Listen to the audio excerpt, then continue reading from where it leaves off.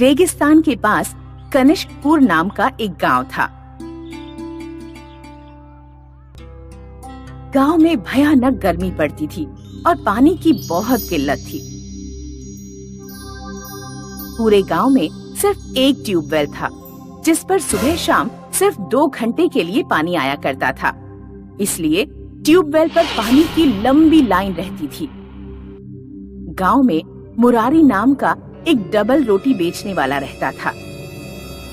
उसे सुबह सुबह गांव में डबल रोटी बेचने जाना होता था, इसलिए वह ट्यूबवेल पर हमेशा देरी से पहुंचता और उसे लंबी लाइन के सबसे आखिर में लगना पड़ता। लो देखो गांव वालों, मुरारी आज फिर से सबसे देर से आया है। इसका नंबर आने तक ट्यूबवेल में पानी आना भी बंद हो जाएगा। एक दिन गांव में कहीं दूर से चलता हुआ एक बूढ़ा आदमी आया। उसके सफेद बाल और चेहरे की झुर्रियां बता रही थी कि उसकी उम्र 100 से ऊपर है। बूढ़ा आदमी पसीने से तरबतर और गर्मी से बेहाल था। उसने ट्यूबवेल पर लाइन में खड़े लोगों को देखा। गांव का एक आदमी ट्यूबवेल से मटका भरकर ला रहा था। बूढ़े आदमी ने उससे पानी मांगा। बेटा, जरा 2 घूंट पानी पिला दोगे? बहुत प्यास लग रही है। नहीं बाबा, मैं सुबह 4 बजे से लाइन में लगा हूँ। बड़ी मुश्किल से पानी मिल पाया है। मेरे घर पर सब प्यासे हैं। बूढ़े आदमी ने दूसरे आदमी से पानी मांगा। उसने भी पानी देने से इनकार कर दिया। जितने भी लोग ट्यूबवेल से पानी का मटका भरकर लाते, बूढ़ा आदमी उनसे पानी मांगता, लेकिन सभी ने बूढ़े आदमी को पानी की किल्लत के बारे में बताया और पानी देने से इनकार कर दिया। मुरारी की हमेशा की तरह सबसे अंत में ट्यूबवेल पर पानी भरने की बारी आई। मुरारी का मटका 1/3 ही भर पाया कि तभी ट्यूबवेल का पानी चला गया। लगता है आज इतने से ही संतुष्टि करनी पड़ेगी। मुरारी जब मटका लेकर लौटने लगा तो बूढ़े आदमी ने उससे भी पानी मांगा। बेटा, क्या 2 घूंट पानी पिला दोगे? बहुत प्यास लग रही है। मुरारी ने बूढ़े की आंखों में देखा तो उसे दया आ गई। उसने अपना घड़ा बूढ़े को दे दिया। बूढ़े आदमी ने घड़े से पानी अपने मुंह में डाला और वह सारा पानी पी गया। बूढ़े ने मुरारी को खाली घड़ा पकड़ाया, ढेर सारी दुआएं दी और चला गया। मुरारी जब घर पहुंचा तो उसकी पत्नी बोली, पानी इधर ले आओ, मुझे सब्जी बनानी है। आज पानी नहीं है। मुरारी ने पत्नी को सारी बात बताई। गांव वाले ठीक कहते हैं, तुम वास्तव में महामूर्ख हो। सारा पानी उस बूढ़े को दे आए, अब मैं सब्जी कैसे बनाऊं? वो बहुत प्यासा था। अगर मैं उसे पानी नहीं देता तो मैं खुद को माफ नहीं कर पाता। आज सब्जी रहने दो, सलाद खाकर ही काम चला लेंगे। अगले दिन मुरारी मटका लेकर ट्यूबवेल पहुंचा। सब लोग पानी लेकर जा चुके थे। मुरारी ने हमेशा की तरह सबसे अंत में पानी भरा। मुरारी के मटके में ट्यूबवेल से पानी की जगह सोना गिरने लगा। उसका पूरा मटका सोने से भर गया। मुरारी मटका लेकर भागता हुआ घर पहुंचा। उसकी पत्नी भी दौड़ती हुई उसकी तरफ चली आ रही थी। मुझे तुम्हें कुछ दिखाना है। ये देखो, ट्यूबवेल ने मेरा घड़ा सोने से भर दिया। मैं भी तुम्हें कुछ दिखाना चाहती हूँ, घर चलो। मुरारी ने देखा कि उसके घर पर रखे सारे खाली घड़े पानी से भर चुके हैं। मुरारी समझ गया कि यह सब उस बूढ़े आदमी के आशीर्वाद से हुआ है। पानी और धन संपत्ति को हम अकेले नहीं रखेंगे, इसे हम दूसरों को भी बांटेंगे।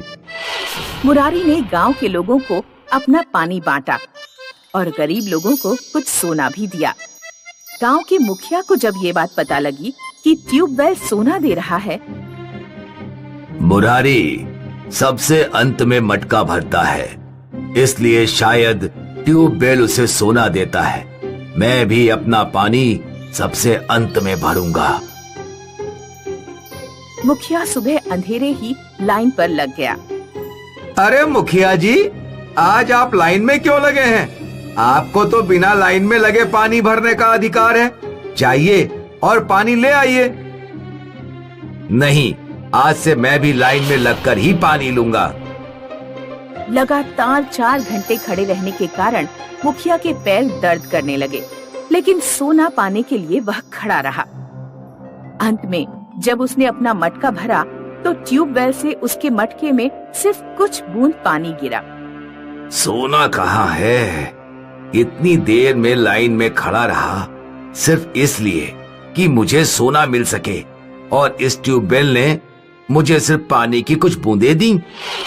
लगता है ट्यूबवेल में कोई जादू नहीं, जादू जरूर मुरारी के मटके में होगा। मुखिया मुरारी के घर गया और मुरारी से बोला, अरे मुरारी भाई, सब ठीक ठाक तो है? हाँ चाचा, आपकी दुआ से सब कुछ अच्छा है। मुझे जरा कुछ देर के लिए वो मटका दे दोगे जिसमें तुम ट्यूबवेल से पानी भर कर लाते हो? हाँ हाँ चाचा, क्यों नहीं। निर्मला, जरा मटका ले आना। मुखिया इस बार मुरारी का मटका लेकर ट्यूबवेल पर पहुंचा। उसने मटका भरा, लेकिन अब भी ट्यूबवेल से सोना नहीं निकला। मुखिया ने गुस्से से मटका जमीन पर पटक कर तोड़ दिया और ट्यूबवेल भी तोड़ने लगा। गांव के एक आदमी ने ये सब देखा और वह शोर मचाने लगा।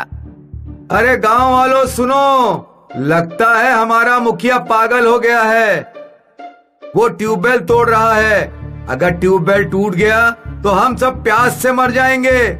गांव वाले ट्यूबवेल पर पहुंच गए और उन्होंने मुखिया को पकड़कर ट्यूबवेल से दूर कर दिया।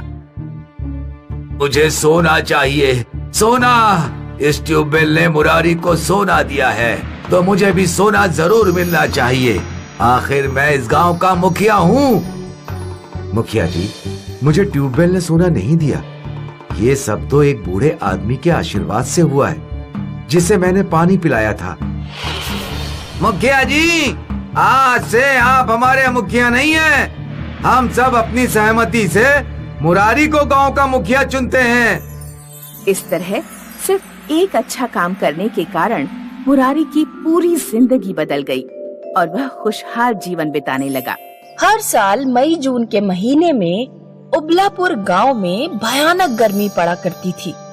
बारिश न होने के कारण तालाबों का पानी सूख जाता, साथ ही जमीन का जल स्तर भी नीचे चला जाता। इसीलिए हैंडपंप से पानी निकालने में परेशानी होती थी। अम्मा, नल का पानी फिर चला गया। बाल्टी में पानी होगा, उससे नहा ले। बाल्टी भी खाली है। अभी 1 घंटे पहले जब हैंडपंप में पानी आ रहा था तो मैंने बाल्टी भर कर रखी थी। सैफाली महारानी जी उसी से नहा ली होंगी। हमारा लड़का ऐसे ही बिना नहाए मलिच रह गया। मैंने भी तो कल पानी भर कर रखा था, तो तुम्हारा लड़का उससे नहा लिया। मैंने तो कुछ नहीं कहा। हमारी लड़की नहा ली तो तुम्हें बहुत बड़ी आफत आ गई। अपनी महारानी लड़की से कहो खुद हैंडपंप से पानी निकाल कर रखा करे, वरना लगाऊंगी किसी दिन 2-4 झापड़। मार कर दिखाना मुझे, मेरे हाथ तो जैसे हैं ही नहीं। सैफाली अपनी माँ के साथ रहती थी। उसके पिता की मृत्यु हो चुकी थी। सैफाली की उसकी चाची से अक्सर पानी के पीछे लड़ाई हुआ करती थी।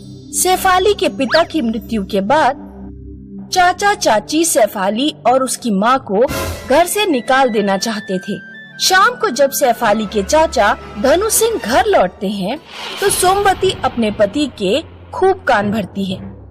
आज तो आपकी भतीजी सैफाली मुझे मारने को लिपटी जा रही थी।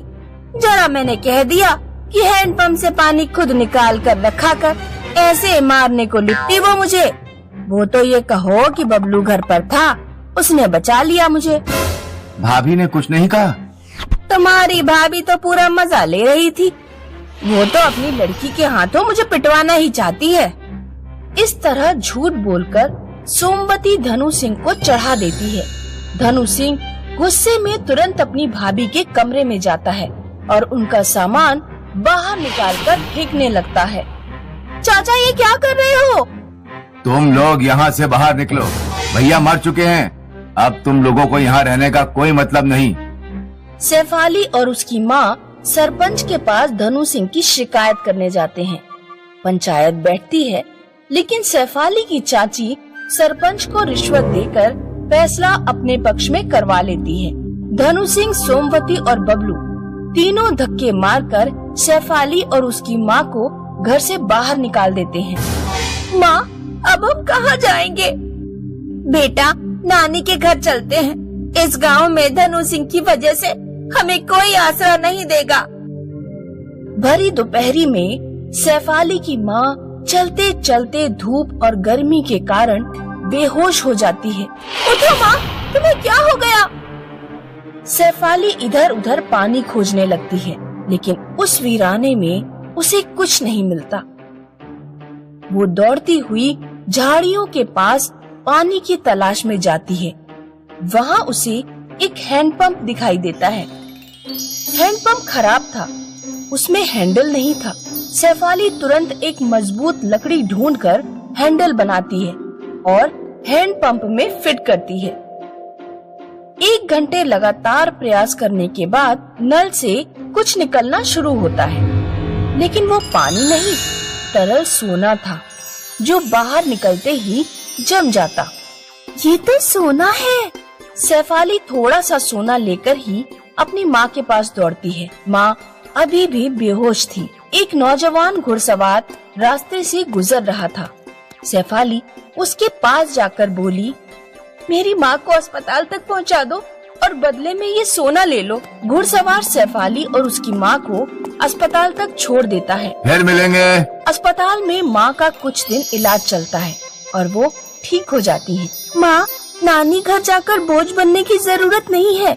सोना देने वाले हैंडपंप के पास ही हम झोपड़ी डाल लेंगे और वहीं रहेंगे। सैफाली और उसकी माँ हैंडपंप से जरूरत के मुताबिक सोना निकालकर बेच देते हैं और झोपड़ी बनाकर जरूरत का सामान खरीद लेते हैं। घुड़सवार जब भी रास्ते से गुजरता तो सैफाली से मिलकर जाता। एक दिन बबलू ने बाजार में सैफाली को बहुत अच्छे कपड़े पहने घुड़सवार के साथ घूमते देख लिया। बबलू सारी बात जाकर अपने अम्मा बापू को बताता है। जब वे लोग गांव के बाहर झोपड़ी में रह रहे हैं, तो उनके पास इतने पैसे कहाँ से आ रहे हैं? धनु सिंह एक दिन चुपके से सैफाली का पीछा करता हुआ उसकी झोपड़ी तक पहुँचता है। वो सैफाली को हैंडपंप से सोना निकालते देख लेता है।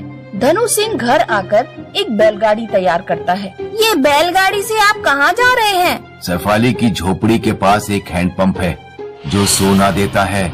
आज रात हम उस हैंडपंप के नीचे का सारा सोना चुराकर बैलगाड़ी से ले आएंगे। रात में धनु सिंह, सोमवती और बबलू सैफाली की झोपड़ी पर जाते हैं। सबसे पहले वे सैफाली और सैफाली की माँ के मुंह पर नशीली दवा रुमाल में रखकर उन्हें सुंघाते हैं और उन्हें बेहोश कर देते हैं। फिर 4-5 घंटे तक हैंडपंप से सोना निकालते रहते हैं। बैलगाड़ी पूरी भर जाती है। वे अपने थैले और कपड़ों में भी सोना ठूंस लेते हैं, लेकिन हैंडपंप से सोना निकलना बंद नहीं होता। लगता है नीचे कोई बहुत बड़ी सोने की खान है। अब बस कीजिए, इतना सोना बहुत है, इसे ही ले जाने में बहुत परेशानी होगी। धनु सिंह का परिवार बैलगाड़ी पर सोने का ढेर रखकर अपने गांव की ओर चल देता है। रास्ते में डाकुओं की टोली गुजर रही थी। डाकुओं की नजर उन पर पड़ जाती है। डाकू धनु सिंह के पूरे परिवार को मारकर सारा सोना ले जाते हैं। उधर सैफाली घुड़सवार से विवाह करके खुशहाल जीवन बिताने लगती है। किसी ने ठीक ही कहा है, बुरे कर्मों का फल बुरा ही होता है।